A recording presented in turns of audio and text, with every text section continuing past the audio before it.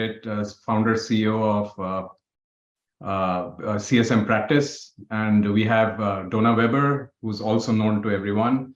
We have all read her book. We follow her around Onboarding. She's a very successful author and consultant. And then we have Paul Henderson, who's joining us from Sydney, Australia. Paul, this is the first for you with a webinar with us, so welcome. Paul is also a very successful consultant and author around the philosophy of income from outcomes. So this topic probably is right up his sleeve, and you know we'll look forward to having all of your views. So Irit, Donna, and Paul, welcome and thanks for participating. Thank you for including me. A few quick logistics. I think we have the Q&A option open for the participants to actually put in their questions, and we'll try and take a few at the end. To get this going, you know, let's hear from all the panelists a little bit about the relevance of this topic. I mean, it's something which we are seeing as a vendor very, very actively in the market. And we started off a couple of years back, and primary use case was retention. It's now very significantly moved on. And we are aligning ourselves, obviously, as a core differentiator being around the expansion piece. But let's hear it from all of you. Are you seeing something similar? Why is this topic relevant today, scaling customer success from retention to expansion? We'll start with you, maybe Donna. Sure. You know, I don't know about you, but it sounds like most teams are having to do more with less these days. And so, you know, you need to really make sure that you're able to drive customers to value. To be honest, I'm finding when I work with companies that they're doing so much handholding with customers. They have no idea what it's costing. They have no idea the impact on the business bottom line. And when I start to calculate that out, I see that they're delaying profits, they're delaying break even for months or even years. And especially these days, you cannot afford to spend so much time and care and costs to get every customer to value, because then they have to stick around for 3 or more years before you even make a penny. That's why you need to start scaling now. Absolutely. Thank you, Donna. Irit, what about you? What are you seeing? Well, I think that from my standpoint, there's two things that are happening. That half the companies are struggling because there are some changes in economic hardships. But I think the other half is actually still getting momentum from the boost that they've gotten in the last 2 years. You know, some of them have made a killing. And so they're actually looking at adding, they have a lot of money in the bank. So even though there's like a little bit of a slowdown, they're actually not slowing down. They're actually taking this time when there's some slowdown to ramp up, to add that other ring into their growth model. So it's true, like some of them are shrinking down, but some of them are like, all right, let's buy another company. Let's add another product. Let's add another vertical. And whatever they had in terms of customer success previously, they now need to shift to a much more scalable model, because they can't throw enough bodies at all the customers that are coming in, and they need to shift their strategy. And that's some of the reasons, in addition to what Donna said, is why we're seeing a shift in scalability, because they might go down market. Maybe their original strategy was to go after the bigger accounts. And now that they got that right, they're thinking, okay, we can go down market right now and expand our ICP to the lower cohort. And for that, we need to offer a much more scalable strategy. Absolutely. Paul, your thoughts on the relevance of this topic today? Perhaps a perspective from the C-suite about customer success. So 2 things that came out of the research that I did for the book, 2 trends that I've seen. The first is CS almost always starts as a churn reduction department. So that's the motivator to get the department started. Once they're successful, the pain is gone. And the C-suite often has a short memory. And they're saying, well, why are we spending all of this money on this expensive customer success department when we don't appear to have a problem? And so the question then becomes, well, what are you doing for me today? You know, what value are you bringing to me today? The second interesting thing, I think, is it's been quite a recent one. And I was at a TSIA conference at the end of last year, and they really emphasized this. And that is a shift in thinking by executives in the technology industry away from growth at all costs to profitable growth. And that I can pick up on Irit, what you were talking about with scale. This is starting to get into the space of productivity. Now, as the business grows, you cannot grow CS expenses in parallel. So you have to start bringing down your cost per customer of CS. And the scaling part of it is all about how you start doing things smarter and not just pedaling faster with the greater customer base. So there are two things that I've seen that are starting to affect CS. Number one, expectations of what are you going to do for me next? And two, you need to do it smarter and with greater productivity. Right. No, good points. One point I might add here is we're also seeing a lot of push from the investment community. So if you have investors on your board, they are looking at doing more with less now again.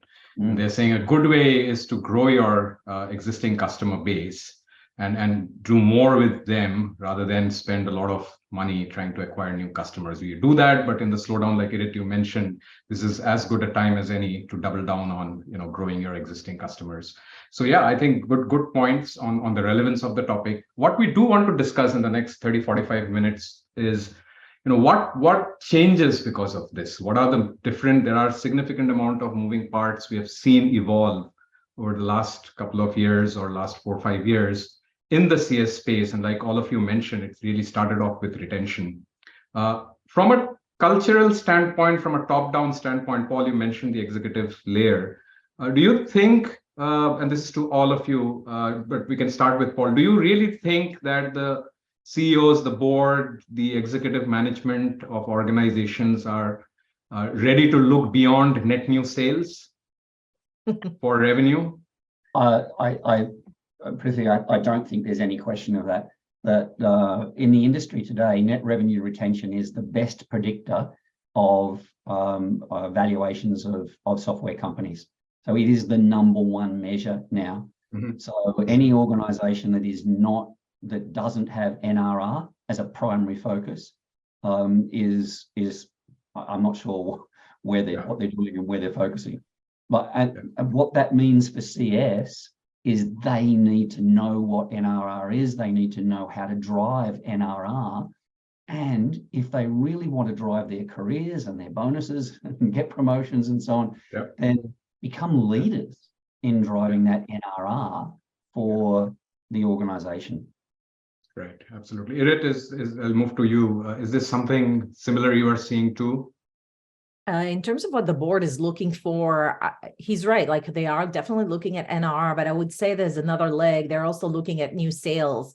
And I want to reemphasize to anybody that's on this webinar today that customer success does have an impact on new logos by virtue of creating advocacy, creating moments of value, success stories. We can definitely impact also the top line and the conversion rates.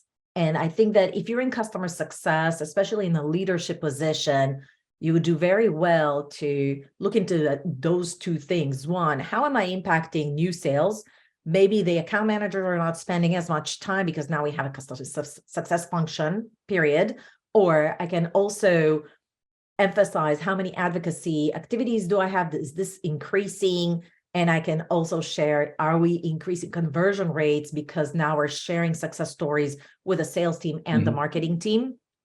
And I think those are really important because the boards are actually going to look at growth in general, and they're going to absolutely look at net retention rate for how much are you landing and expanding within your current customer base, but also they're going to take a look at new logos. And if you have a seat or an impact on both in customer success, you're becoming invaluable. So it's just about, can you tell that story? Are you tracking the right data to show that you're impacting the overall growth of the company on both sides of the pendulum?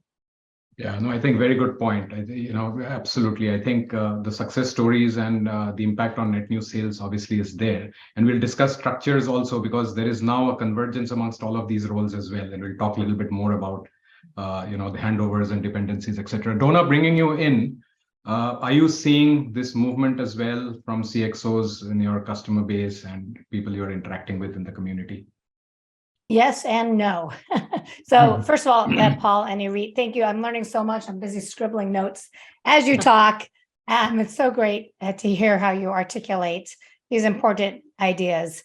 So the thing is, during times of stress, during turbulent times right now, people revert to what's familiar. And I see them, reducing or cutting down customer-facing teams and pouring all their resources into the buyer journey, into getting new logos, even though growth happens after the initial sale. So while NRR is important, and absolutely, we all know the impact that we have on the company's growth, but I believe the boards and the C-suite still needs to be convinced. And as Paul mentioned earlier, we really need to articulate the impact that we have on the business. We all must be more comfortable speaking about what we're doing on the business bottom line. That means money, and that's the costs of engaging with customers, the additional revenue coming in. It's not about how many meetings you and your team have. It's not about going live with your product. It's about really demonstrating very clearly your impact on the business bottom line. And we all know that, but the folks who are determining who gets budgets, who gets cut, don't really get that still. And so we as a community have a lot of work to do there. Yeah, no, I agree with you. Yeah, I go think ahead. right now in 2023, everything that we said is true for in general. But I think in 2023, you're going to hear, and I'm going to type it in the chat, cost to serve is going to be a very important metric for anybody here that's leading a team or talking to the board or talking to the executive. What is your cost to serve? They're going to double down on that in 2023, maybe even 2024. So if you don't know how to calculate it, what is it? Go search online, figure that out. And just so you know, the standard per TSIA is about 6% for cost to serve. And so if your team is not at 6%, it's at 8 or 10%, you're going to get a lot of pressure to lower that. And even if you're at 6, it might even pressure you to go to 5%. So I have a couple of videos about that, but there's lots of blogs about the topic. Go figure that out. This is the metric to track and really get a handle on in 2023. Yeah, absolutely. Yeah. And also if you're, reach out to me and Paul and Irit, we are here to help you. Yeah, good points also. Now, as we look at this shift, what changes? Let's double down a little bit on that. So Irit mentioned, impact on marketing, impact on sales. Obviously, there's land and expand. Everyone wants to do it. Very few people are actually able to do it. There is more focus on it. We all agree. How does that impact operations from a CS standpoint? So if you look at structure first, there are multiple functions at play. If you have to land and expand and go beyond retention, get your NRR up, there is sales, there is account management, there is CS, there is onboarding, there is implementation, there is product, and all of these play a role. What are you seeing, or what should be structural changes organizations should be wary of and prepared for as we look at making this shift? So are there new roles, for example? Are there new functions? Are you seeing new skill sets? Let's hear your take on that. We could start with you, Irit. You're on mute. In general, I am seeing, first of all, if you don't have a CS ops manager, this is predominantly something that executives are hiring way faster than they ever did before. It's one of the very first specialized roles that anybody's going to hire. I think the number one mistake that they're doing sometimes is that they hire somebody that could just be a sysadmin or a data analyst.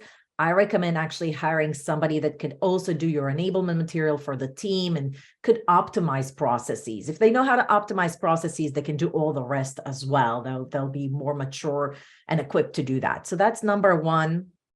Other roles could be, start separate. If you're like a younger company, start separating roles. So, when companies are just starting out, the CSM will do onboarding, support, everything. So as you mature, the more specialized roles you're going to see. So from onboarding to professional services to support, those are the basic ones. I think we're also starting to seeing companies that work with partners having a partner success management team. They will separate out for the long tail. They might have some specialized roles as well. To the point that they might establish almost like a call center-like type of CS for the very long tail. So it's just in time. We call it like a pooled model. And I'll let my colleagues come up with some additional examples, because the list actually goes on. And I think the best thing to do is to kind of think, what is my go-to-market strategy for 2023? And do I need to hire any kind of specialized roles to support that go-to-market strategy? Yeah. Paul? So a perspective on how to think about the revenue that as a CS organization you might go after. The traditional way of thinking about it is it's upsell, cross-sell, or price increase. They're the three major categories. I don't find those particularly helpful. So I tend to think about the revenue that you might go after as either discretionary or non-discretionary. So, and let me explain. So there is some amounts of money that the customers may spend with you that they haven't really got a choice. So if they exceed their user count, they really are going to have to, buy more from you, upsell. And they don't really have much of a choice. They can try and manage their user account and so on, but they need to do that. If they're in an industry which is heavily regulated, like pharmaceutical, they serve pharmaceutical companies, for example. If there's a change in regulations, then their customers are going to have to change to adapt to those new regulations. They don't have much choice. So the key with that is all of those things occur from a trigger. So something happens which causes them to have to spend more money, a change in regulations and exceeding the user count and so on. So the first thing that CS can become really good at is what we call trigger management. So this is identifying the triggers that are likely to drive that involuntary or non-discretionary spend, and don't miss them. Just make sure you don't miss them. So when they happen, you're in there, and you're talking to the customer and you're helping them out, showing them how they can address those new regulations, how to bring on board the new users and so on. So that's the first thing. The second is discretionary.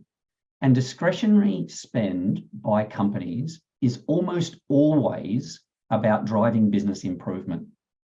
So they want to get better results. They want to improve their productivity, increase their revenue, increase or decrease their costs. It's always about a business improvement. And that, when it is submitted to a board or an executive committee, is a business initiative. It's not a proposal to buy software. It is a proposal for a business initiative to drive an improvement in the business.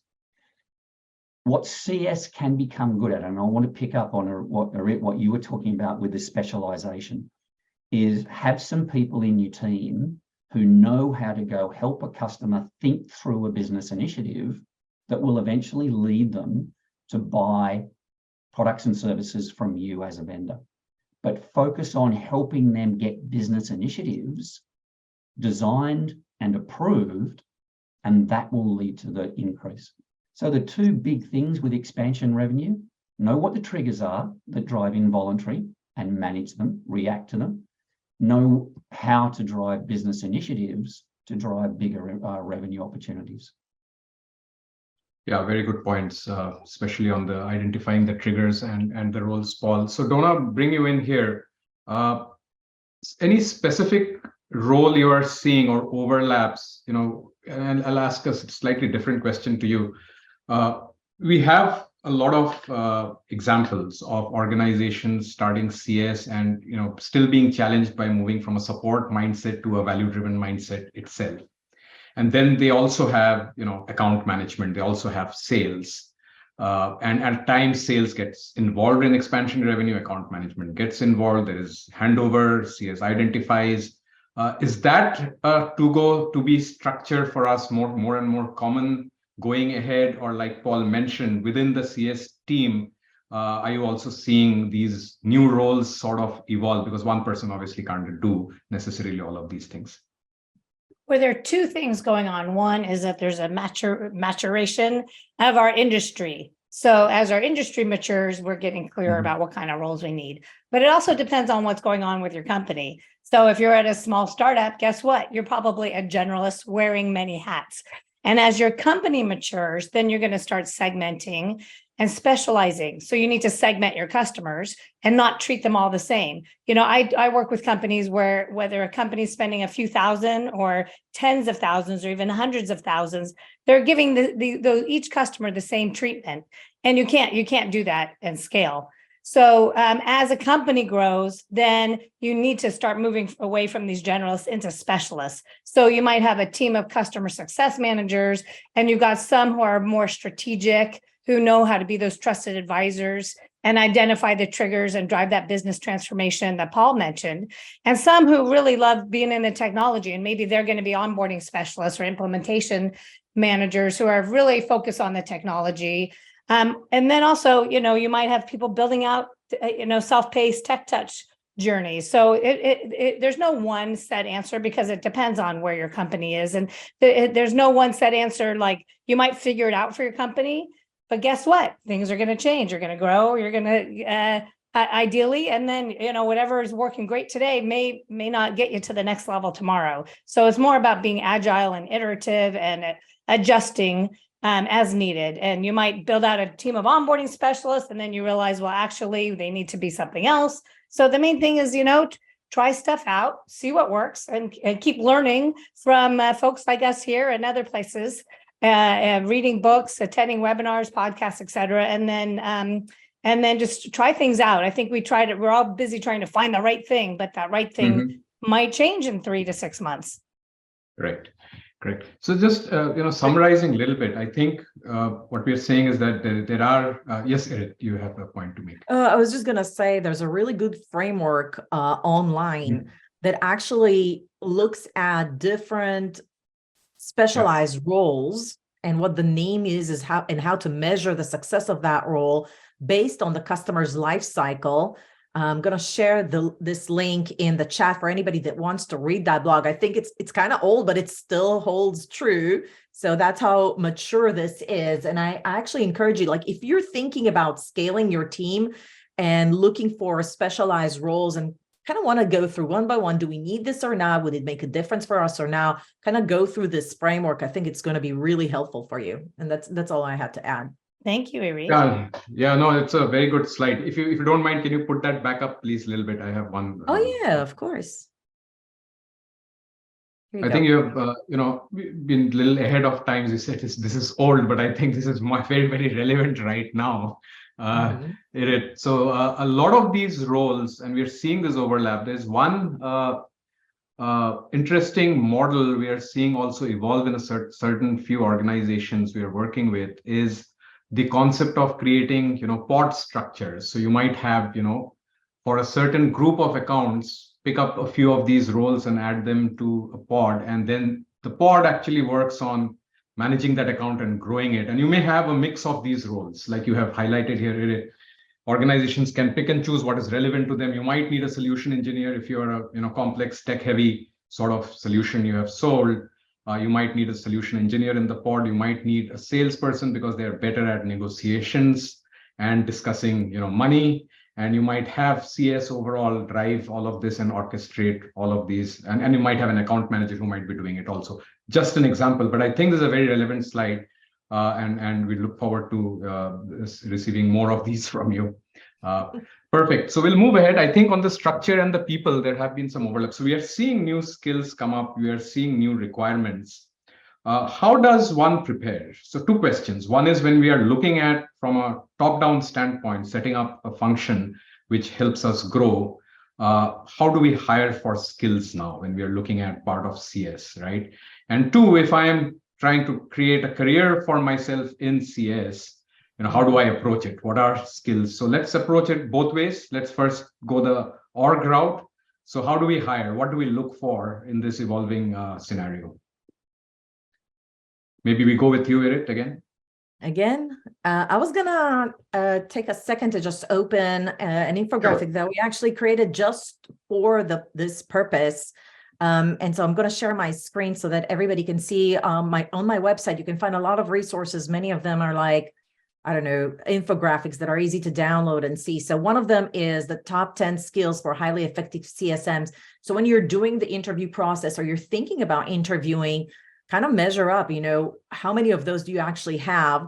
And then tips for building and winning. It's sort of the same, but it actually is accompanied by a video. And this guy is actually going through all of these steps and also coaches on what questions you might be asking when you're interviewing somebody to these skill sets, which I think is extremely powerful. So just as a recap, right, we're looking to, accountability, ownership, people that thrive a little bit in chaos, because we're always assuming that the team is not fully mature, that is very good problem solver, so that, when things come up with the client, they can think about solutions on their own and not necessarily be reliant on other team members, always continuously finding ways to improve, doing due diligence, looking at data and becoming analysts. I want to kind of say that beyond these, and I'll share the link in the chat for anybody that's interested in either one of these infographic. And again, I highly recommend also watching the videos. The thing to remember is to really building a strong team. Not every CSM will have all 10 skills. So the way that I like to coach my clients is to think about, okay, can I do a heat map of what kind of skills out of these 10, 12 skills, where is my team mainly focused on right now? Where's my strong suit for the team? So to do kind of like a team evaluation. And if I don't have a lot of data analysts or technical people, maybe my next hire would be somebody that's very strong in this area that the team holistically is kind of weak at, because we don't have a lot of player in that, or can negotiate contracts or have done some, renewals transactions, if this is like a new capability for the team, and can teach everybody else and kind of set the stone for like what is best in class for our team. That's kind of like my perspective on the topic, and I'll let others kind of like share. Yeah. Paul, you want to chime in? Sure. So if I can, I might share a screen as well and just give you. Please. So has that shared? Hang on. Yeah, we can see it. Okay. So we tend to think of CS operating at 3 levels. Prithvi, you and I have talked about this before. React, protect, expand. So React is all about the customer has a problem or a question that they want resolved. It's not a support issue, so CS needs to look after it. Protect is about churn management. Expand is the topic we're talking about today. The focus, mostly in customer satisfaction at the lowest level. You're talking about CSAT scores and so on as the primary measure at this level. Retention, churn management is the protect layer, and then expansion revenue. The strategic directions that I'm seeing are at the lowest level, it's about self-service. At the middle level of retention, it's about moving the retention into the product and getting the product to do as much of that work as possible. And then the expansion revenue is what we've talked about with outcomes and trigger management. So in terms of hiring, for me, you need a plan that says, I've got a certain amount of budget. Where am I going to spend that budget? And no one will have enough money to do all of these as deeply as they would like. So how do we then drive that productivity improvements that we were talking about earlier, that scaling? And you can do that at that lower levels, so there's less white glove engagement with customers and more automated engagement with customers. But the important way of thinking about this is not we do automated work with the small customers and white glove with the big customers. We do it across the whole gamut of our customer base. So react, self-serve at every level of customer. Protect, drive it through the product at every level. And that hopefully will free up resources to then fund that more specialized stuff that Irit, you've talked about, Donna, you've talked about, as we're moving into this expansion layer and we need some more specialized people, we have to fund them. And we do that through the automation of those lower levels and finding the money to that will allow us to provide that expansion service to the organization. Yeah, and one quick point there. I think what we also see is at times there is budget and it's already being used, but it's just operating in a silo, so you might have, so you can also leverage your already existing budget, probably potentially a little bit better if you coordinate all of this around, some of the structures which all of you have mentioned, because there are account management budget, at times in a lot of organizations. There is obviously sales, pre-sales, solution consulting budgets already there. It's just that they are not aligned. There is obviously adoption-oriented budget. There is onboarding-oriented budget. You've just not aligned them well towards this common goal. So that might be another way to look at this as well. Use your already existing budget and roles slightly better and coordinate it basis the need you have. Donna, anything to add to this? Yeah, I'd like to share an example of a company I worked with.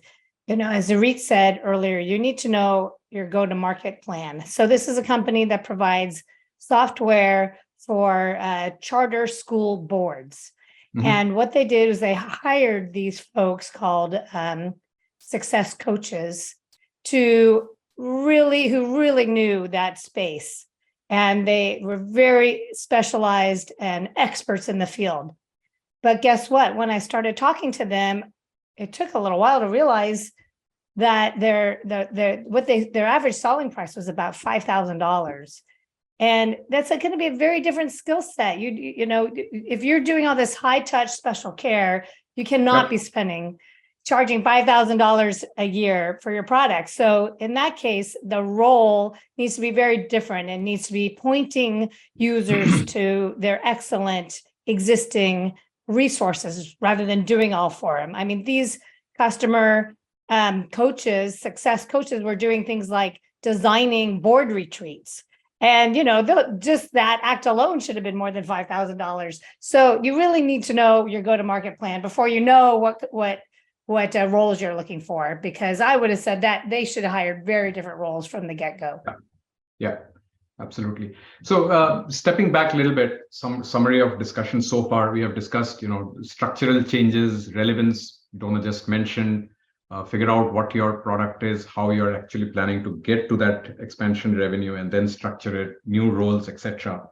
One thing before we move on from this topic is these roles now, and we have mentioned the word silo multiple times as well.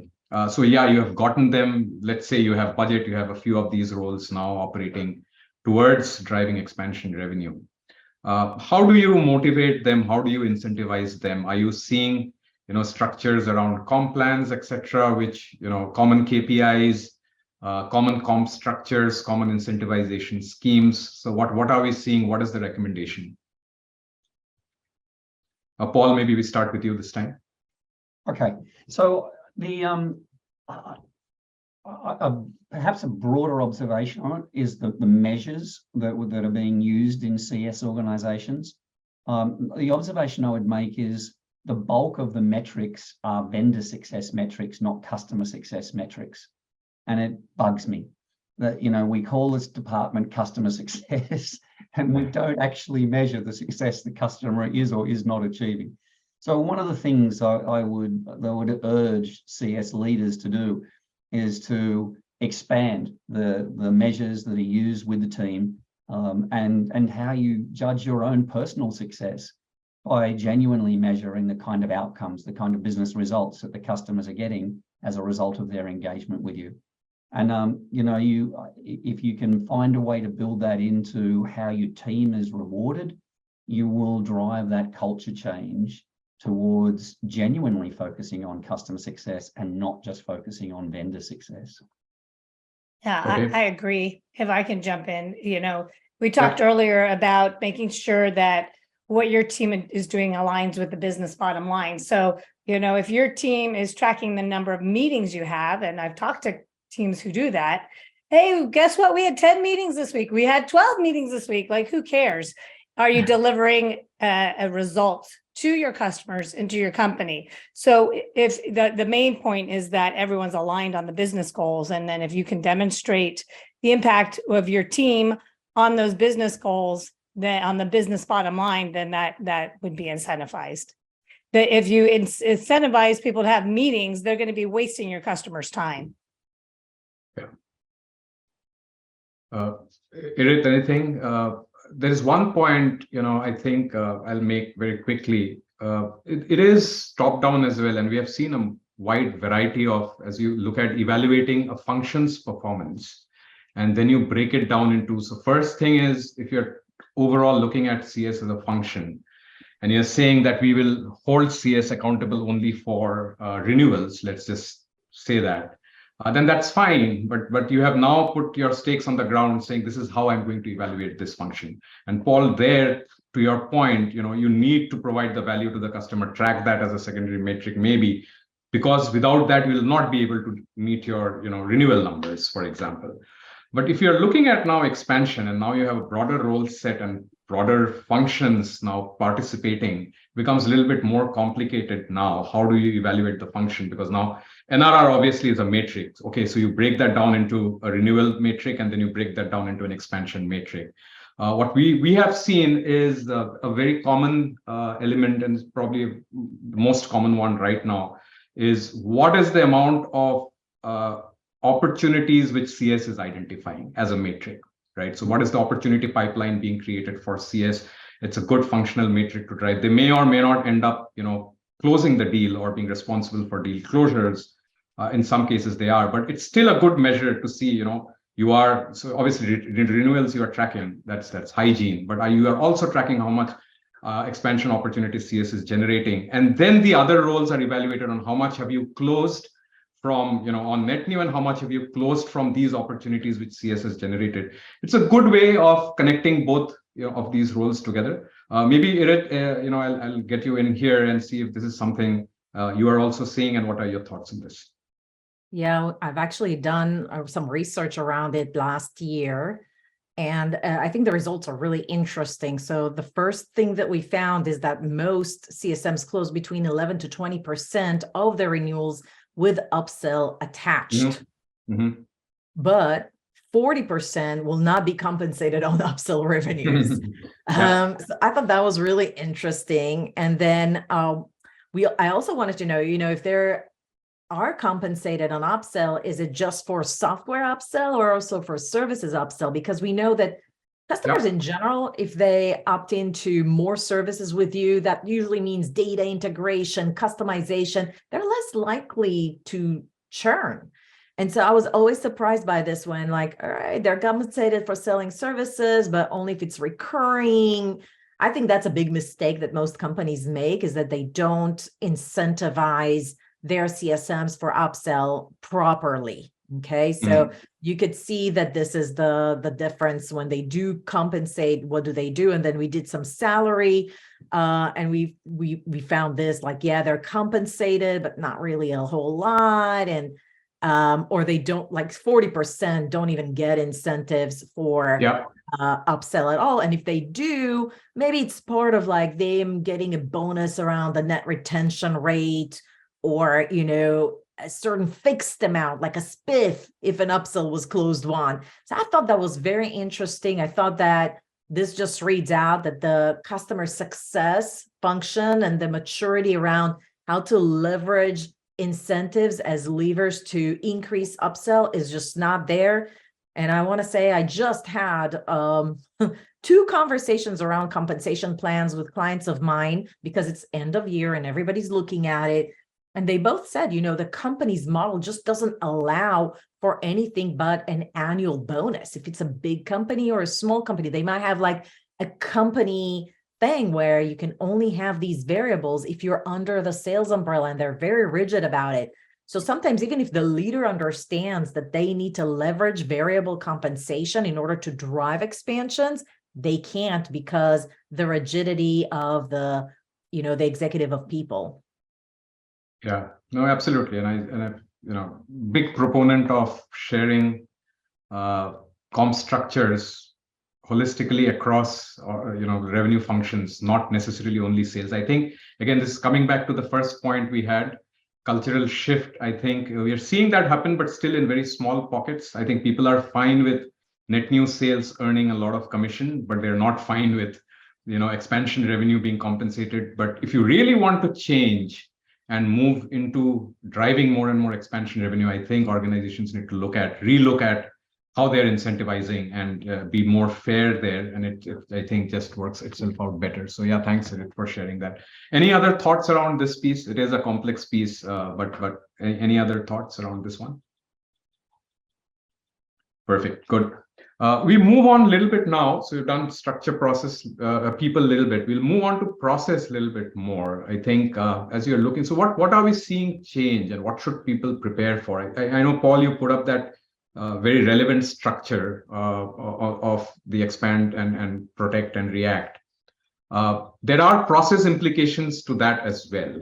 There's obviously, layered processes which will have to operate to activate all of these. What should organizations prepare for? Are there some learnings we have seen moving from a retention-based processes to more around also leveraging expansion? What changes in the process? Donna, maybe we'll start with you this time around. So I'm sorry, I'm just copying all of Irit's valuable infographics. I can send you that in awesome. separately. No worries. I'm like, oh my God, there's so much to learn. Okay, processes. Well, they really depend upon the stages that you're at, as Paul shared. But the main thing is moving to repeatable, consistent processes as quickly as possible, whether you have Gainsight implemented or not. You can make sure, you do that, not just to help you scale, but to deliver a consistent customer experience. If the customers that go through Paul versus Irit versus me all have a completely different experience, that's not good. So processes, of course, are really important. And then you can always know, what's working and what's not working. So also knowing, what you're truly trying to do. I like to make sure that you're thinking about the customer in those processes and not just doing all those internal things you need to do to like go live with your product or these meetings you're supposed to have, but are you driving customers to value? Are you transforming their businesses? So those are things that I like to look at. A lot of people talk about a high touch, a low touch, or a tech touch. Well, I like to talk about a hybrid touch. I've helped companies who have a very high touch white glove treatment, but we can add in a tech touch moment here and there to help them scale. Other companies have a very self-paced tech touch, but you can add in a high touch moment to really get them to value, to avoid drop off during a trial or during early stages. So again, we really, as Paul was saying, we need to think about it from the customer, not just from internal perspectives. What behavior are you trying to drive? And then that's going to help inform the processes as well. Well said. Yeah. Well, one thing, if it helps, I've learned it afresh over the last couple of years. So when we look at, and we've seen this multiple times, as you move from the retention-based processing to also including expansion, more than the process itself, what I have faced a little bit of a challenge is on how do you design these handovers better? So because there is some stuff which is happening and then somebody else is coming in, and there's the moment you do that, there is stuff which can fall through the cracks. So how do you ensure? So obviously tools like SmartKarrot, etc., can help keep that flow going, but it is also a new thing for organizational structures to evolve into, that you manage these handovers better, you measure them better. It's good way to start doing it is just measure the handovers. How many did I hand over to you? So now it ball is in your court. So what are you doing? So I think on the process front, that has been a learning. Is there anything specific you are seeing, Irit, also around the processes evolving to include expansion?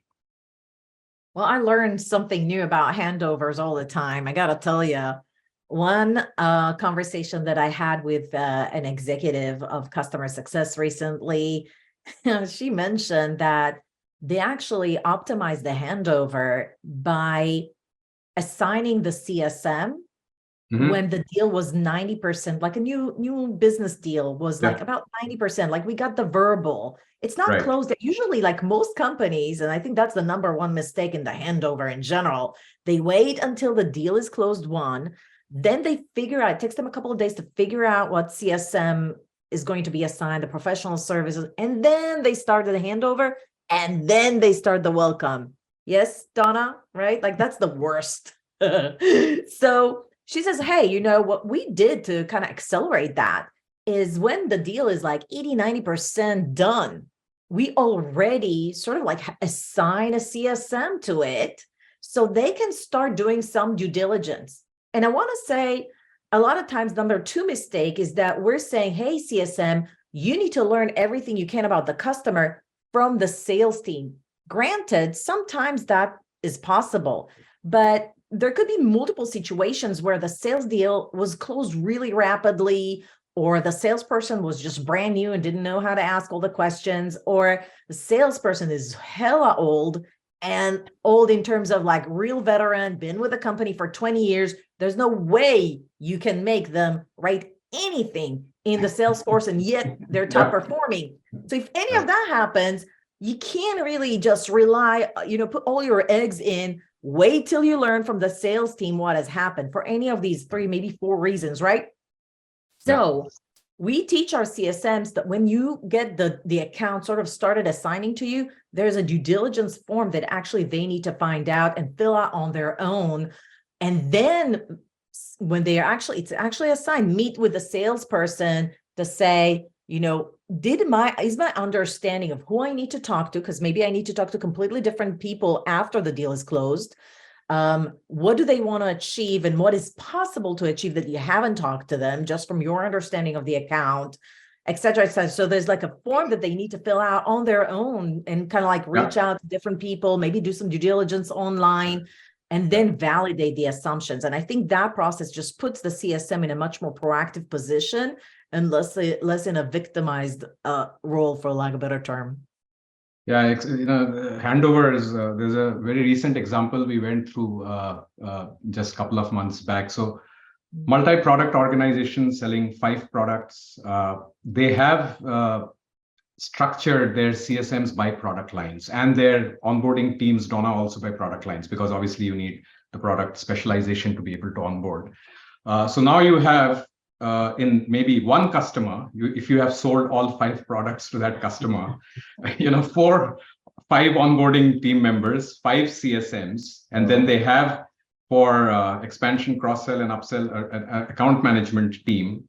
So the CSM identifies the opportunity, but the closure is actually either by sales or by account management. So there is a handover there, 2-way possible. And then you have pre-sales come in because, from the demo standpoint and stuff like that. So there's some additional roles there.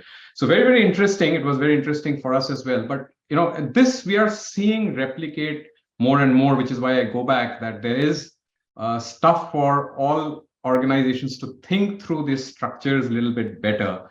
Not only from a process standpoint, but from the handover standpoint. You have identified, so a lot goes to waste, Yeah, Donna, you're saying something. Yeah, I'd like to add one more thing. One company I work with, their sales reps don't get incentivized until 6 months into the subscription.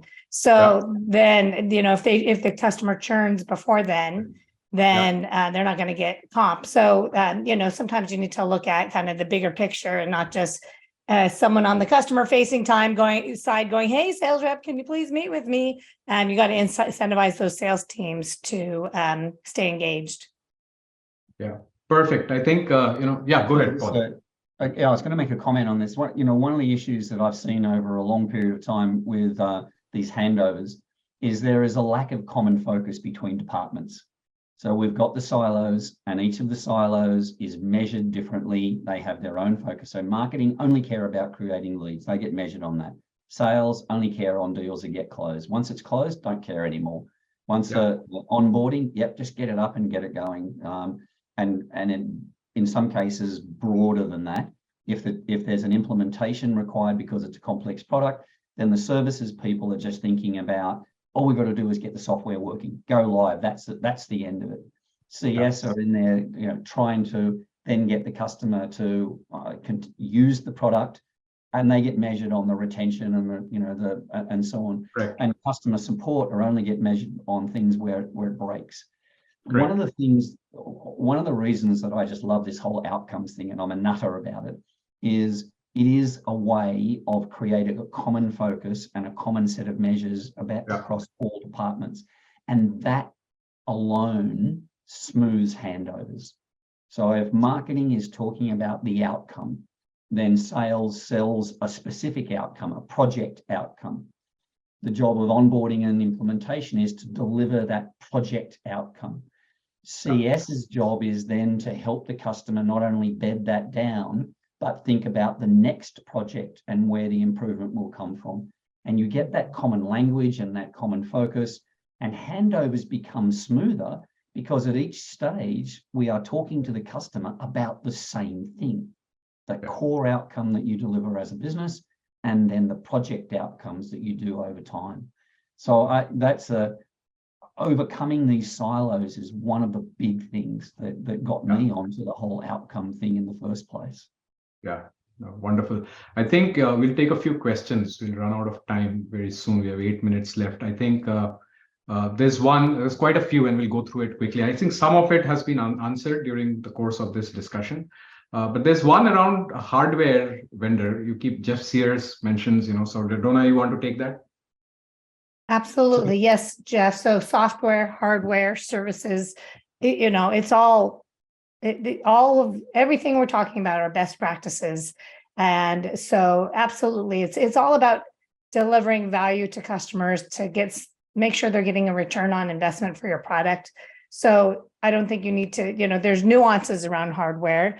But really everything we're talking about is making sure that your customers are successful, because when your customers win, you win.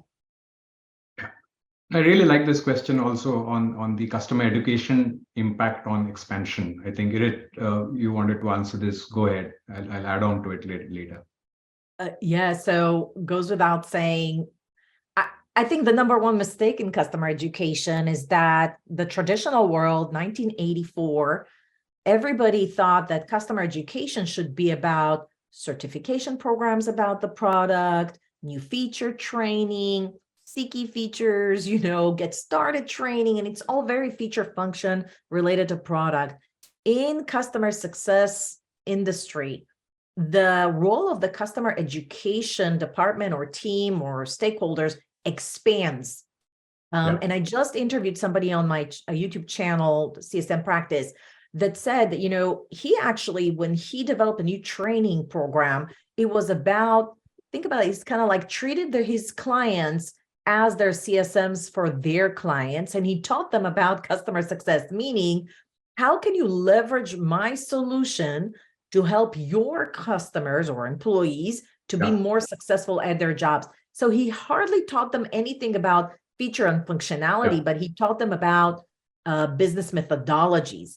And I think that if customer education takes on that type of training, you're going to see a major uplift in not only retention, but also upsell, increase in adoption, product adoption, renewals, and expansion. So all of that is going to be impactful. And I think that that's where you get a seat at the table, because if you don't do that, then you're just sort of like a branch or an arm of the product team. So to elevate that, you actually need to take the next step in the ladder. And I see Paul shaking his head. Yes. Yeah, absolutely. I think you've sold me for sure. I'm completely on board with that. From in the work that I do, I often see vendors talking to their customers. The customers don't know how to put a business initiative together. They actually don't know how to do it. You would think they would, but they don't. And so, I love what you're saying, show them the way, be the guide, be the coach. Yeah. And if you can, educate them on how to put it together and then go on the journey with them. I love it. And to add to what Paul and Irit said, absolutely, you need to help them to transform their business, not give them a lot of information about your features and functions.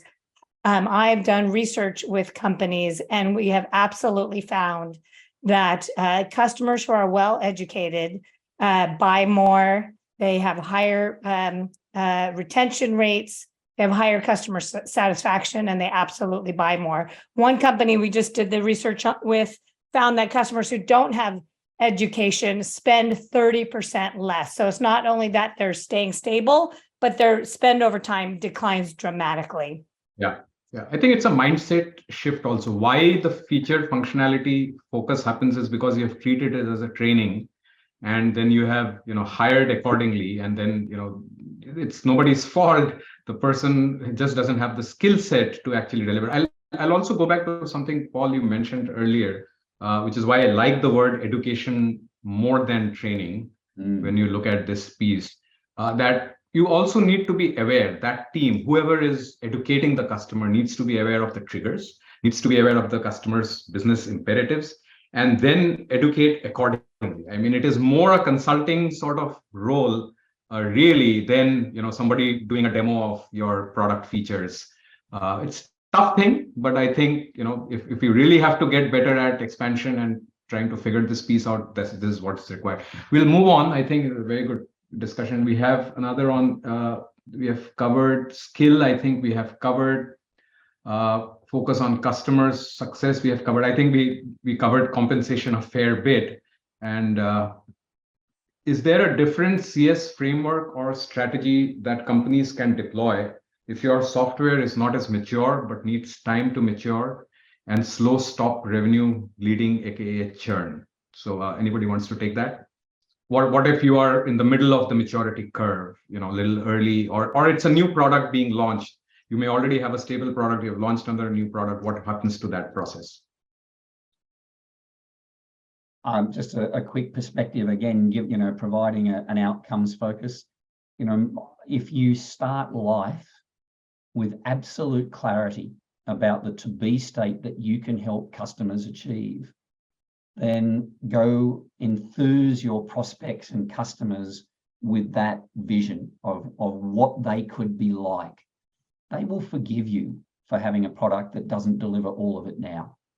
So for me, what the most powerful thing you can do when you're developing product is to be crystal clear about the core business result that product will help the customer achieve. You help them along the path to that, on that journey, they'll be very forgiving with you. Wonderful. Any other parting thoughts, Donna, Paul, Irit, from you? I think we have had a wonderful conversation. We'll share the recording to all registrants of the webinar. Is there any other parting thought you have summarizing this? Well, yes. Think about your customers and what's in it for them. That's the lens you want to consider everything you do through. Yeah. And again, 2023 is going to be doubling down on scalability, and then proving the success of the scalability is by showing you reduced cost to serve. That's the number one question that the board is going to ask your executive. So even if you're not on the board of directors seat, as a CSM, you can come up with ideas to automate or ideas to scale. If a process has, somebody just told me, they had 22 touch points to close a renewal. Yep. 22 touch points across different members in the organization. What if we can streamline the process, let alone automate, but just streamline that process? I have, last year we had the Excellence Award for CS. And I think what it highlighted for those of you who were, a judge in that, like just seeing what was submitted to us, that there were a lot of customer success managers, not team leaders, not executives, that raised their hand and said, hey, this process could be much more simplified. I would like to optimize it. So even if you're not an executive or a team leader, if you have some bandwidth or passion about fixing something, try raising your hand and see what happens, and then go and apply for the award. I think you will win, because there's not enough CSMs that do that. Everybody thinks I need to stay in my lane. So if anybody's on the call, the remaining 39 participants, if you can hear anything here, if you can help the board or the executive team or your team leader get to what the company's focused on for 2023, you're going to set yourself up to be very successful from everybody else on your team and in general, maybe even in the community. So wonderful. I think we're top of the hour. Paul, anything? I was going to say, if CS becomes really good at helping customers achieve genuine improvements in their business, and through that drives expansion and revenue, everybody wins. The customer's got a better business. You're the CS, as a CS leader, you're going to get promoted. Your career's on the way, and of course, your own organization benefits from the increase in revenue. It is just a great thing for CS to embrace. Yeah, wonderful. Thank you, panelists, for a very, very intriguing discussion, and obviously passionate area for all of us. So would love to interact again. And for everyone who's participated, thanks again. Have a good rest of your day, and we'll see you soon. Okay, bye. Hi, everyone. Bye, everyone. Thanks for bringing this together, Prithvi.